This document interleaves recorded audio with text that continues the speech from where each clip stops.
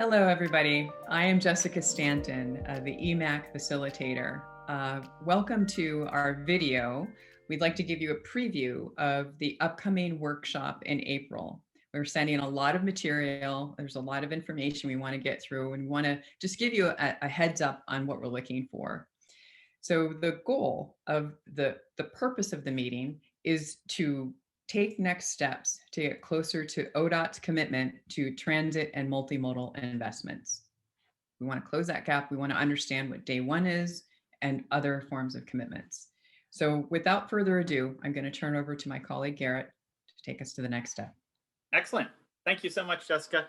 And again, I'm Garrett Pryor, the policy manager for ODOT, and I'll walk us through kind of a preview of the PowerPoint. You're going to see this presentation, a similar one coming up again. But there's a lot of information, and sometimes it helps to hear things a few different times, and so it can land, so then you can give us excellent feedback on how we can improve what we're doing. So let's set the table for our conversation on the 28th. So first of all, everything we do, we want to first check in, how is this grounded in the equity framework? And so starting with equity framework step one, which is identifying the who, what, and where, I'm going to start to walk through some information on the I-205 project and the regional tolling project about where we're at on that step.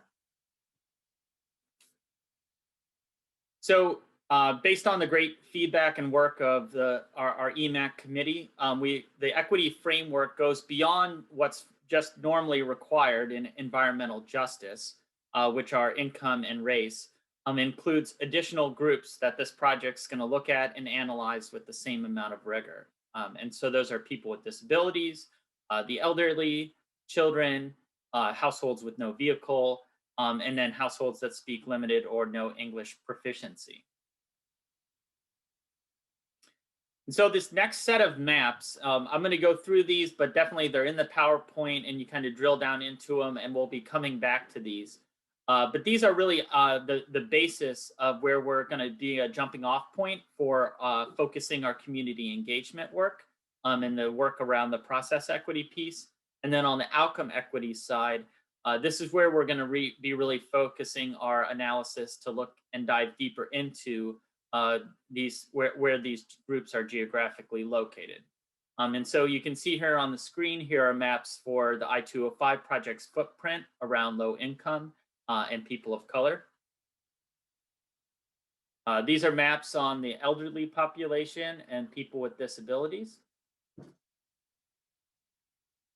This is location of children, a higher percentage of children and no vehicle households.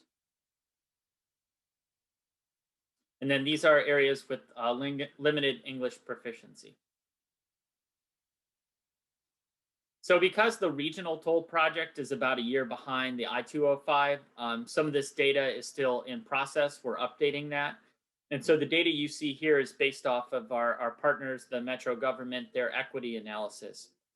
And so we'll be updating these maps to match what you just saw for the I-205 project here in the near future.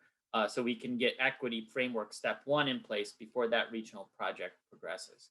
So here's a map of the regional with low income, higher percentage census tracts. Here's that same thing, but for people of color. This is, and these are for limited English proficiency households. So if we travel back to EMAC meeting 3, Assistant Director Travis Brower was here from ODOT to talk about the constitutional restrictions and what is known today about what direct toll revenue can be spent on.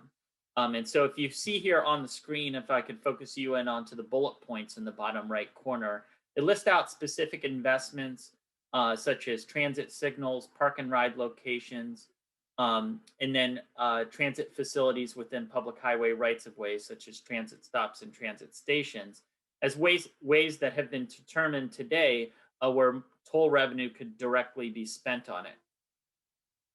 But Travis also talked at that presentation, though, about if there are equity strategies identified that are listed, that are improvements that are not on here, there are still ways for ODOT to move money around within the organization or form through partnerships with our partners and service providers, ways to deliver those services.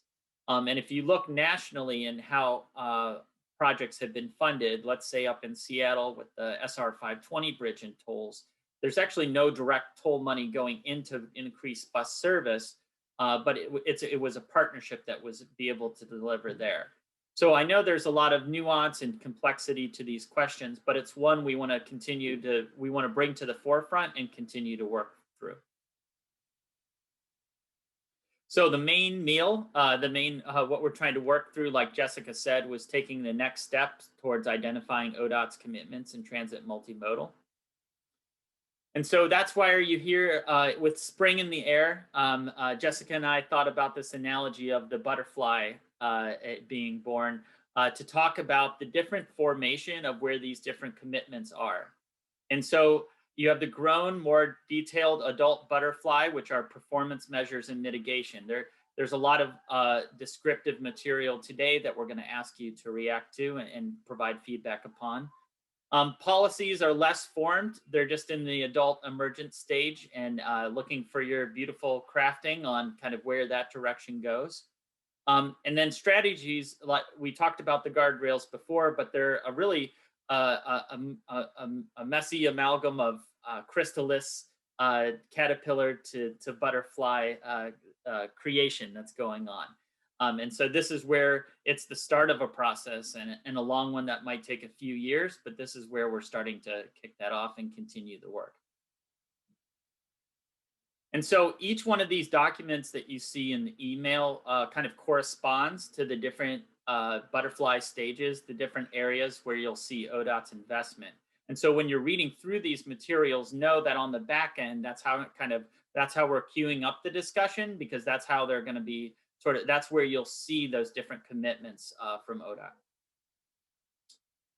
So performance measures, we'll see a good number of those measures today in a very technical document, but where those really are leading to is kind of, if it's studied a certain way, then how that impact is assessed really goes back to how that was being studied. And so it's important to look at how the study was set up.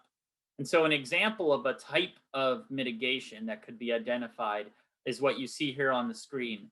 Something that is very specific and tied to the project's impact, such as adding sidewalk and a right turn lane to a certain intersection that might be close to the highway and seeing additional diversion.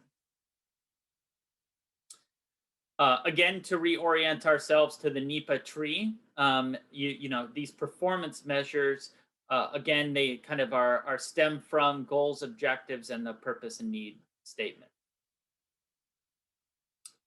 So policies are in that middle stage. Again, a policy is a statement or administrative rule used to guide decisions and identify actions. These a lot of times are policies or statements that are done that could inform both of the toll projects going on. So for example, if transit vehicles were exempt from tolls, that would be system-wide. That would, regardless of where the project lands. Similarly, 25% of net toll revenues could be dedicated to transit service. And these are type of these overarching or policy statements that can be made. When you get to strategies, that can run the full gamut. That can be as specific as that mitigation intersection that we talked about before. But a lot of times they live just above that and go beyond it. And so for an example like that might be not just tying it down to one specific intersection, but calling out a full pedestrian safety capacity improvements to an array of intersections or an area that would be seeing impacts from the project due to diversion. And so we're at the beginning of that process. And we talked about, you'll see in the policy and strategy options memo, that first main page of content around information that we don't have today, but we will in the future, is really key to look at. Because we're not going to have all the answers for these strategies, but we need to start the conversation on it. And we're hoping to do that now on the 28th coming up. Thank you, Garrett. So that's what we'll be talking about for the first 15, 20 minutes of the workshop. So that's the preview. So the main event for the workshop is actually you all in the breakout groups. So this is where you're going to take that information and start to work through what are those transit and multimodal investments that you want ODOT to get closer to. So we'll be sending you a lot of materials. Take a look at the materials and then also take a look at the part where we've identified the workshop questions. If you can kind of prime yourself for what are your responses, what are your thoughts around those questions, that would be really helpful for you so that when we get to the workshop, you're just ready to go. I think that's all we've got for today, right?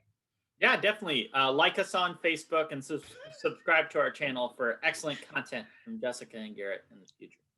Please do. Yes. Have a good day.